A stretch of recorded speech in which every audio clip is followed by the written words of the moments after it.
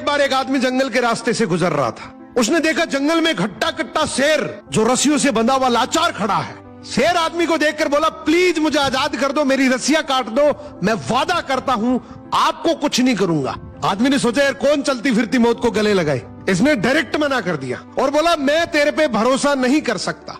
शेर मायूस होकर आंखों में आंसू लेकर बोला, भाई सारी दुनिया एक जैसी नहीं होती, आप जैसा सोच रहे हो वैसा कुछ नहीं है, और सोच कर देखो आप तो मुझे आजाद करोगे, फिर मैं आपके साथ धोखा थोड़ी कर सकता हूँ।